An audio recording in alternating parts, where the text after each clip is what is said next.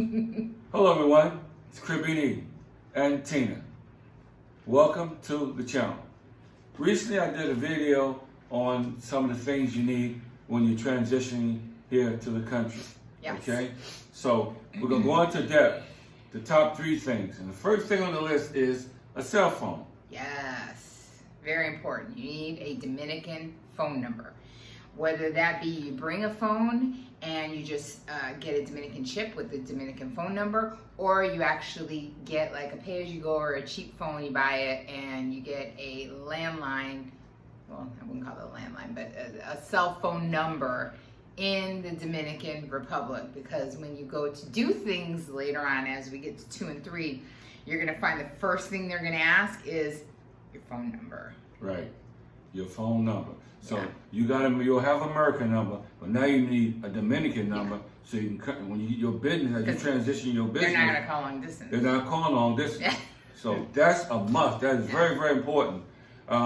And people under the idea think they got to come here and buy a new phone. You can bring the used one with you and just have the chip put in it. Mm-hmm. Yeah, you can actually take out your American chip and have them keep it. Don't lose it.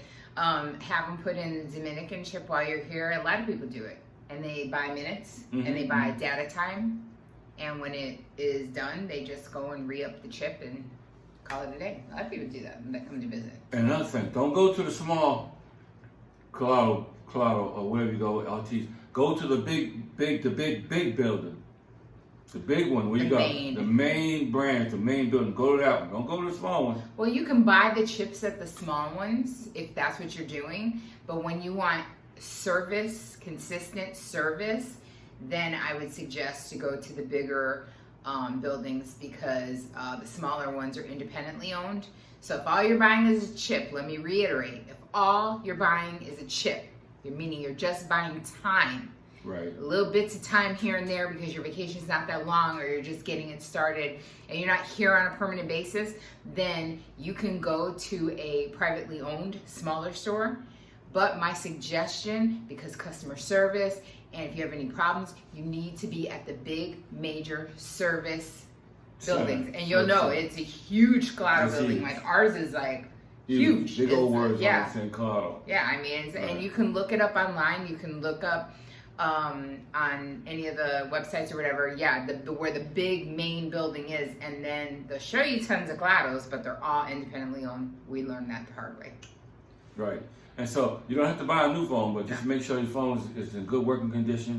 And when you come here, you can take that phone, and you still keep your American phones. You'll probably you'll be a 2-phone person from now on. A lot of when people you come have a lot of phones. Yeah, they got a bunch. Some people here got a bunch of phones. They got a phone for everything. They got like 3 phones. They're like fumbling through phones. They got one up on the thing that they're doing Uber with, and they got one they're talking to, and they got another one. I'm like, how many damn phones does they need? But so you need a Dominican number. I'm just saying. You need the Dominican number. Need to know what plan you want. Okay, tell them what plan you want. Unless you're just doing the chip. Chip doesn't require a plan. You buy minutes. And you buy data.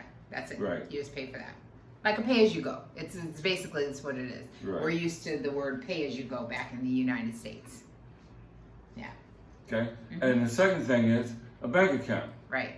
So going back to number 1, you have to have a phone number and an address to open up a bank account. Right. Because when you're filling out the forms, they're going to ask, obviously, for your social security number. Got to have your social security card. They're going to ask for ID. So you're going to need your license and your passport, because they'll look at the license, they'll take a copy of the license, but what they really need is the passport information, because that is what's crucial. And I caution you guys, because we did have one viewer that was like, oh, I didn't need to give my social security number. What kind of bank are you dealing with? Yeah, because they may ask you for that. It's always good to have but more. You should. A bank should ask your social security number. Yeah. Because, I mean, you are coming to a country, if they're not asking for your social security number that links you and your identity to the United States, if they're not asking for that, are they credible? That would be my first question. Are they credible? Yeah. Because they should be asking for that. Yeah. And you got to make sure you go to a credible bank, too. Real credible bank. That is very, very important. Just saying. But the bank account, yeah. So back to the bank account. What was your point now? So the bank account? Yeah. Oh, the bank account is, you just got to be patient with the system. It's not like the system back in the States. You got to wait your turn. Somebody can help you get your card. If you use your ATM card, you use that card like you do back in the States. And you watch your balance, and things just a little bit different here, but you can make it. It can happen. You can make it work. Oh yeah, because they'll give you the bank account, the card attached to the bank account right away. The thing is, here there are two different accounts you can open. There is a U.S. dollar account, and there is pesos. So since every place pretty much is taking pesos, you would want to open up a pesos account. We have both, and the reason why we do have both is this: the peso is constantly changing, meaning when we first got here, it was at 49 point whatever, so it's practically 50. Yeah. Now it's almost 54. So if you were to convert that money then, you would have lost out on the conversion rate increase. So we have a dollar account where we keep our dollars, take out and convert it into the pesos and put it into the pesos account when the peso is strong for us. Right. It may not be strong per se if you're going peso to peso, but for us bringing U.S. money, it is. And so we have our dollar account because there are, like we had an old landlord, landlord that wanted to be paid in American dollars. Well, why? Because the dollar doesn't change, the peso does. Right. And she wanted her money to not fluctuate. Our new landlord, and this is another thing I stress when we get to number 3 about places to live, we pay in pesos. So we pay the same amount of pesos, which decreases in dollars because when the peso gets stronger for us, because it's worth more to our American dollar, we're paying less. So again, I caution, pay in pesos, have a peso account, but if you need, because we do need, we have the necessity of, there is also U.S. dollar accounts also that you can have. Right.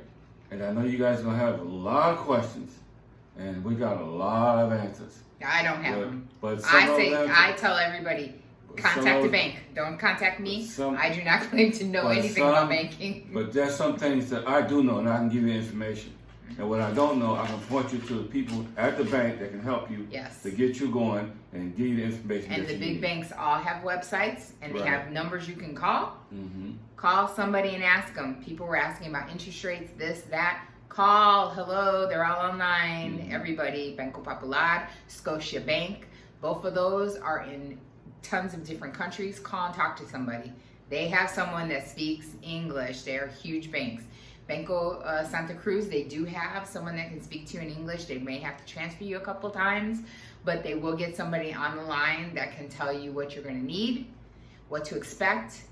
If you're transferring money and you're not bringing the money cash, how long of a wait you're going to have. So I would say caution against transfer fees and time wasted. Bring a certain amount of cash, so call and ask how much you need to open up that account.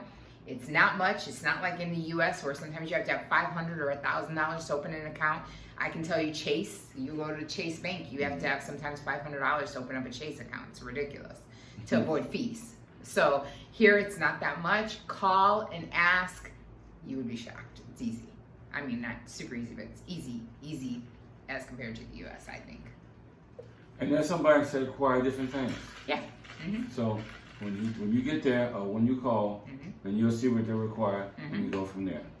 Okay. But do the work before you get here. We get so many people who get here and think they're just going to walk into a bank and they're just going to show their license and they're just going to get an account. You're not in the United States. If you were in Vegas, you can walk into Chase, you can show your license and your social security number, and you can open up an account. But here, they don't see your license is not anything here. You're not in the U.S. Your passport is everything. Right. You're not even married here. You're just together if you come with your wife. Things work a lot different here. Welcome to the Dominican Republic. Yeah. So let's move along quickly to the next point, and that is a place to live. Okay, so when you come here, you got to figure out, okay, do I want to buy this right now? Do I want to rush and buy something? Or do I want to rent? I'd say rent. Or I just want to just get a feel of the country. and what areas is good and what areas is not good. That's good, yes. Know the neighborhoods, basically, is what you're saying. Yes, yes. Vet the neighborhood. Everyone's likes, dislikes, wants, and needs are going to be all different. What we wanted and needed suits us to where we decided to live. It's not going to be the same for you, or you. It's going to be different for everyone. Right. And the key to find a place to live and stay is to your specifications and where a place that you want to be, where you want to feel safe.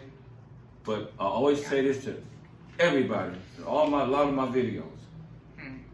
Be careful, because you get what you pay for. Oh, that's true.